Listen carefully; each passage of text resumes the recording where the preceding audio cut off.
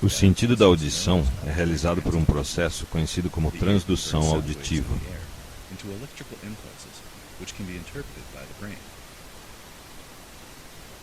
O ouvido converte ondas sonoras do ar em impulsos elétricos que podem ser interpretados pelo cérebro. Assim que o som entra no ouvido, passa através do canal auditivo externo, atingindo a membrana do tímpano.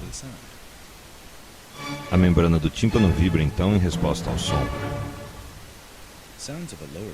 Sons graves ou de baixa frequência produzem uma vibração lenta, e sons de baixa amplitude ou volume produzem uma vibração fraca. Sons de alta frequência ou agudos produzem vibrações rápidas. A membrana do tímpano é em forma de uma concha e é articulada com uma cadeia de 3 ossos chamados de ossículos auditivos. Eles são o martelo, a bigorna e o estribo. Os movimentos da membrana do tímpano vibram os ossículos, passando informações de frequência e amplitude.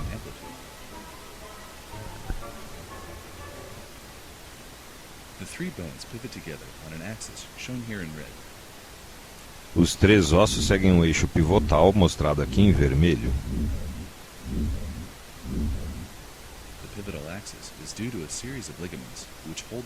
Esse eixo é devido a 2 ligamentos que mantêm os ossos no lugar, dentro da cavidade do ouvido médio, o ligamento anterior e o ligamento posterior. Através dos ossículos, as vibrações são transmitidas para a placa base do estribo. Essas vibrações causam um movimento igual a um pistão, enviando as vibrações a uma estrutura que é o osso labirinto. O labirinto é cheio de um fluido chamado perilinfa. Se ele fosse um sistema completamente fechado e inflexível, o movimento não seria capaz de propagar-se na perilinfa. Devido à flexibilidade de uma membrana chamada janela redonda, os movimentos do estribo podem se propagar no fluido dentro do labirinto, através da janela oval. A janela redonda é a que fica embaixo, a janela oval é a de cima ligada ao estribo.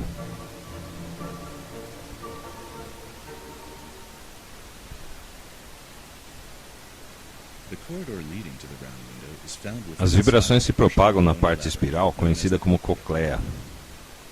Essas vibrações partem da janela oval, passam pela espiral e retornam até a janela redonda.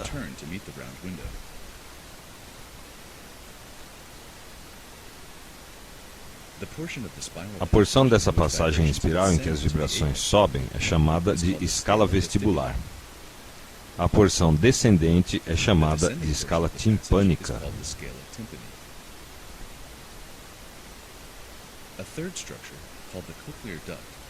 Uma terceira estrutura, chamada escala média, é situada entre as 2 escalas. A escala média é cheia de um fluido.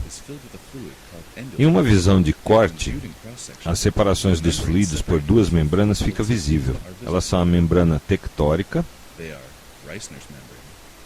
e a membrana basilar. As membranas são flexíveis e movem em resposta às vibrações que viajam nas escalas vestibular e timpânica, permitindo as vibrações passarem entre elas.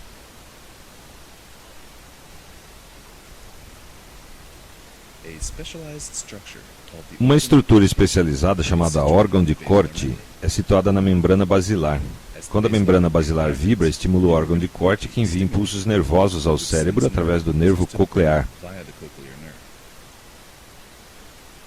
Os impulsos nervosos são gerados por células especializadas dentro do órgão de corte, chamadas células ciliares.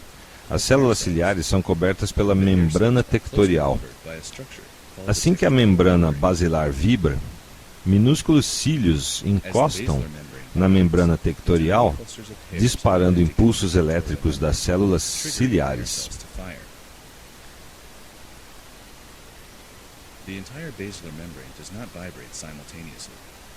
A membrana basilar não vibra simultaneamente. Em vez disso, áreas específicas ao longo da membrana vibram em resposta a diferentes frequências sonoras.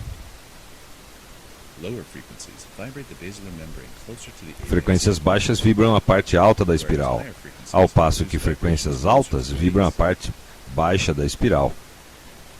Esse arranjamento é conhecido como organização tonotópica.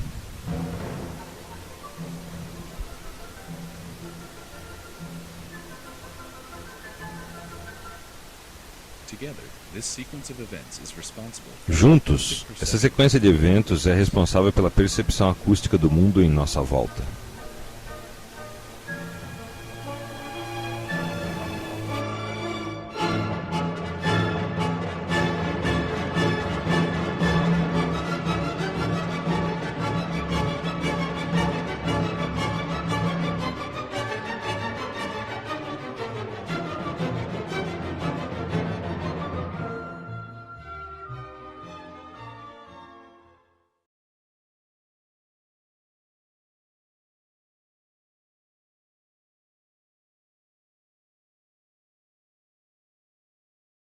As sensações dos movimentos da cabeça são dados pelo ouvido interno também, no sistema vestibular, através de um líquido chamado de endolinfa. O ouvido interno forma a estrutura óssea que nós chamamos de vestibular.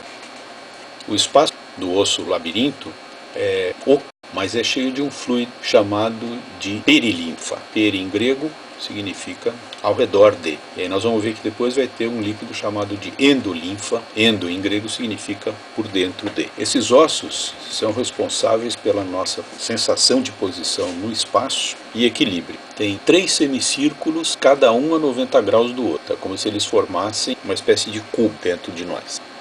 Esses 3 semicírculos são o anterior, o posterior e o lateral.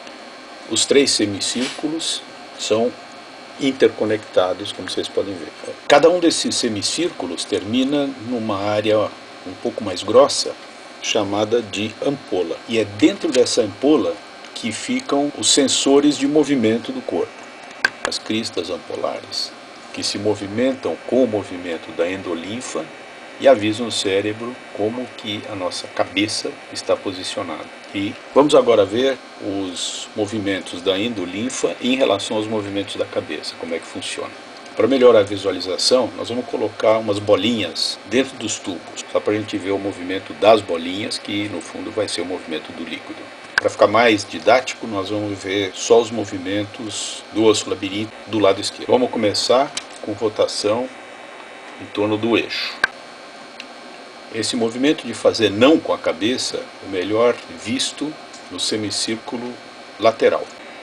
Veja que o fluido não se move em perfeita sincronia com o labirinto, por causa da inércia.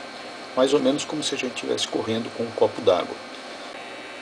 Quando a gente faz o movimento de sim com a cabeça, ou seja, o movimento para baixo e para cima, o semicírculo mais utilizado é o anterior. Novamente vocês podem ver pelo movimento das bolinhas imaginárias que estão lá, que o labirinto membranoso anda antes e depois é que o círculo acontece.